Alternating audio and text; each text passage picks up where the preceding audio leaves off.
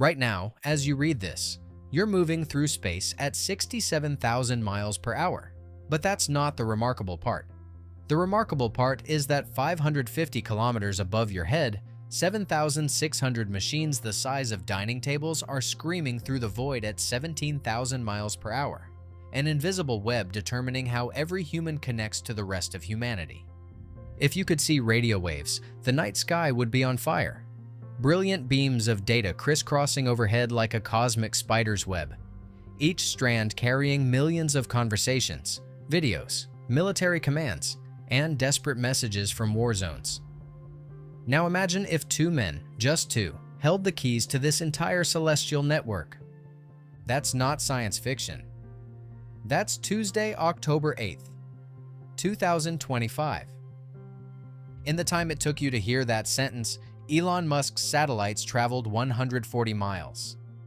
Jeff Bezos' satellites, what few he has, traveled the same distance, desperately trying to catch up. They're not just racing through space. They're racing for control of the most valuable real estate in human history. The orbital heights where physics and economics collide to create perfect internet. This is the story of how two billionaires are fighting a war you can't see, for stakes you can't imagine. Right above your head. May 23, 2019. Cape Canaveral. 2:30 a.m. While most of America slept, a Falcon 9 rocket stood bathed in xenon floodlights, heavy with 60 satellites that would change the world. Inside SpaceX Mission Control, engineers who'd been awake for 30 hours straight watched their screens with the intensity of surgeons. One of them, a 28-year-old systems engineer named Marcus Chen, had spent 3 years working on a single component, a laser communication system no bigger than a shoebox. As the countdown reached 0, he whispered what every engineer was thinking: "Please work. Please just work." The rocket erupted into the Florida darkness, carrying more than satellites. It carried a revolution. Traditional satellites float in geostationary orbit, 36,000 kilometers up, so far away that your Netflix request takes half a second just to reach them and come back. It's like having a conversation with someone on Mars. Musk's satellites would orbit at just 550 kilometers, close enough that light itself could make the round trip in 20 milliseconds. To grasp the audacity of this plan, imagine replacing every cell tower on Earth by throwing them into space, teaching them to talk to each other with lasers, and convincing them to dance in perfect choreography while moving faster than a rifle bullet. Then imagine doing that 40,000 times. By December 2024, something extraordinary happened. SpaceX announced it had 4 million paying customers. A service that didn't exist 5 years earlier was generating $7.8 billion in revenue, more than the GDP of dozens of countries.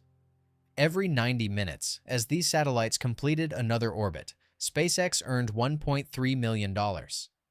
Each satellite contains phased array antennas, thousands of tiny radios shaping invisible beams of internet without moving apart. They talk to each other with lasers, sending data between satellites at 186,000 miles per second. It's like giving the internet its own private highway in space. No traffic, no weather, and the speed limit set by physics itself. And that's what should have terrified Jeff Bezos. While his Blue Origin rockets were still testing, while Amazon was still drafting plans, SpaceX had already won the first battle.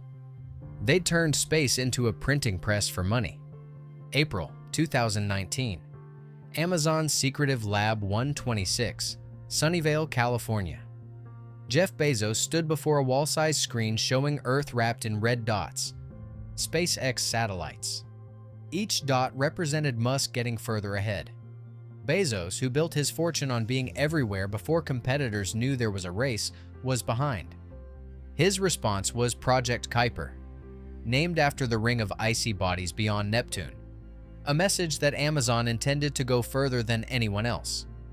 But naming something after the edge of the solar system is easier than getting there. The numbers were staggering. $10 billion for 3,236 satellites. Amazon launched a hiring spree that looked like a raid. Over 2,000 engineers, many poached directly from SpaceX with salaries described as criminally generous. One propulsion engineer left SpaceX on a Friday, started at Kuiper Monday, carrying years of secrets in his head. But Amazon had a problem money couldn't solve: rockets. Blue Origin's New Glenn wasn't ready. In desperation, Amazon bought 92 launches from anyone selling: United Launch Alliance, Arianespace, even 3 from SpaceX itself. Bezos swallowed the humiliation because the alternative was worse. Kuiper's satellites operate slightly higher, 590 to 630 kilometers, using K-band frequencies that carry more data but are more vulnerable to rain fade. Their beamforming tech dynamically adjusts signal strength like a conversation that grows louder as you move away. But the FCC's requirement looms. Launch half the constellation by July 2026, or lose the license. That's 1,618 satellites in 8 months. As of October 2025, Amazon has launched 153. At their current rate, they'd need 15 years. When Amazon finally launched its first production satellites in April 2025, 6 years after announcing the project, SpaceX had launched over 7,000.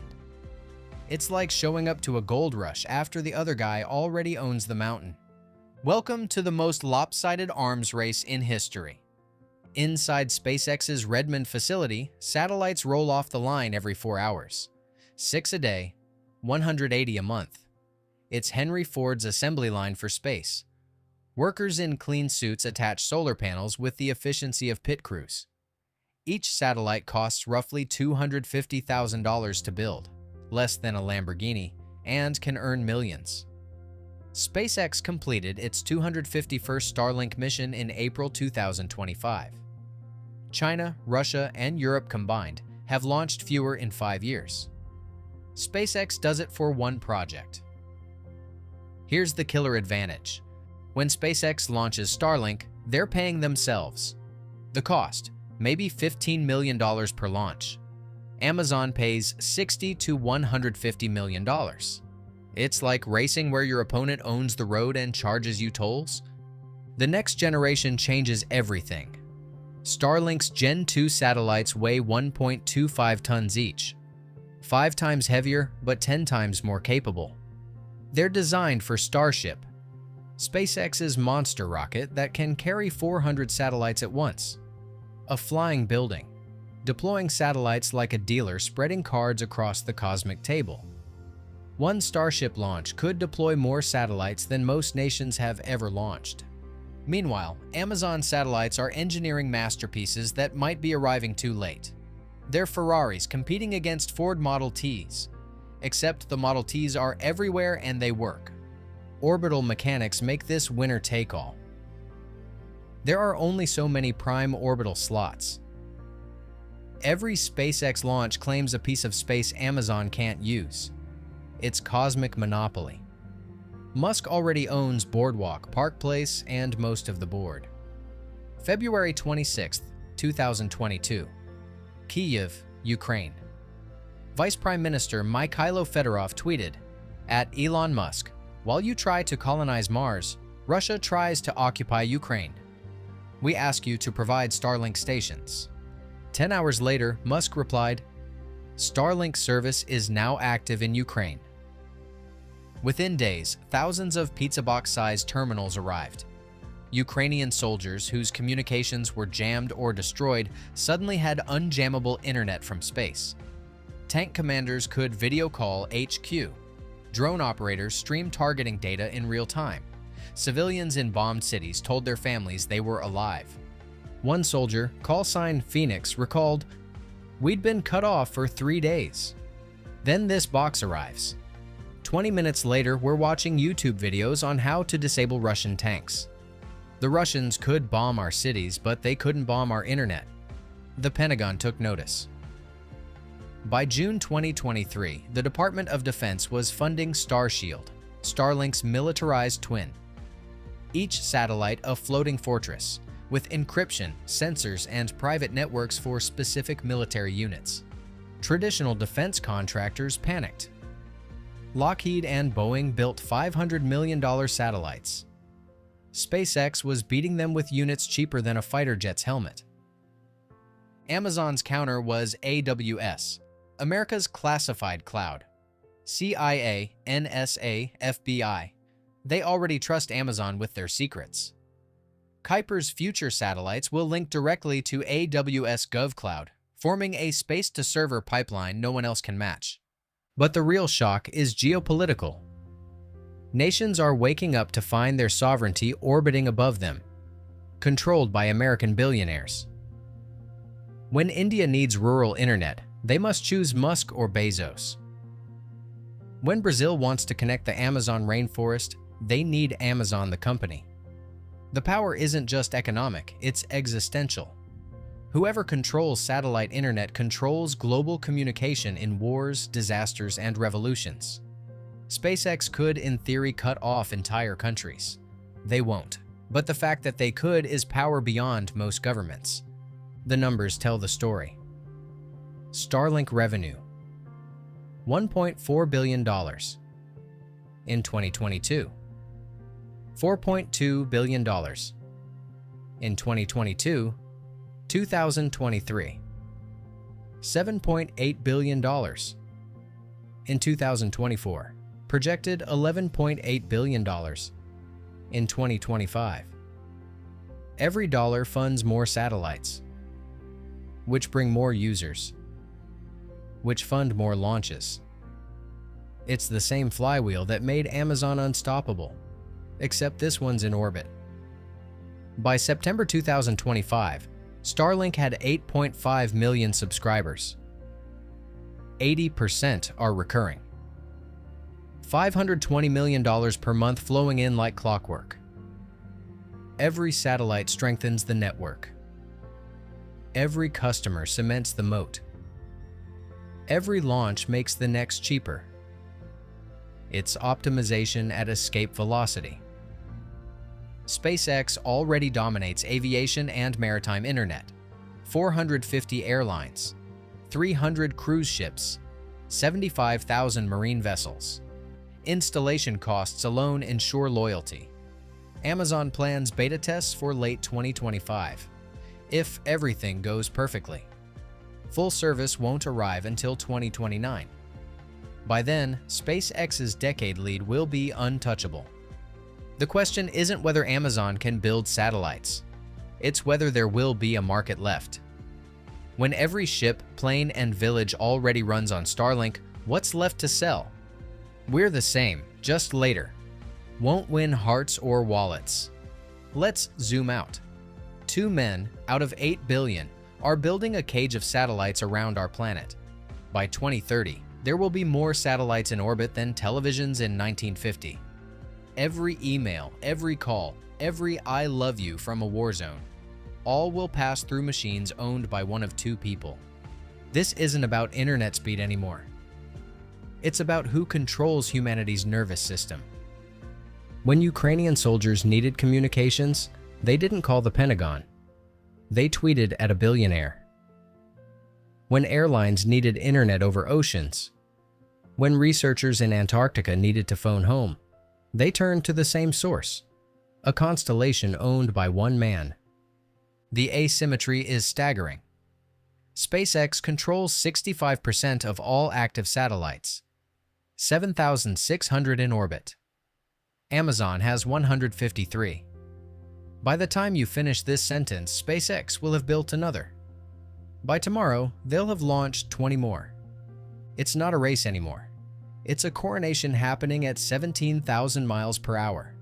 5 years from now, your message will likely travel through space. Photons carrying your words will leap from your device to orbit, race between satellites, and return to Earth, all in less than a heartbeat. The company that owns those satellites won't just be profitable. It will own infrastructure more vital than roads or power grids, more influential than any media empire. We're witnessing humanity's first true space-based monopoly. And the strangest part? We're cheering for it. Because in a world where connection is survival, even a monopoly in space beats no internet at all. The war for the internet in space won't end with a final battle. It'll end with one side running out of time while the other counts its victories. Above us, thousands of machines race silently through the void, weaving an invisible web that will define the next century of civilization. The question isn't whether we'll live under a digital sky owned by billionaires. That's already decided. The question is whether we're comfortable knowing one man has his finger on humanity's off switch. And right now, 550 kilometers above your head, that future is being written, one satellite at a time, moving faster than a speeding bullet, in a silence so deep you could hear your own heartbeat, if you could survive long enough to listen. If you enjoyed this story, hit subscribe for more stories where history, technology, and human ambition collide. Thanks for watching.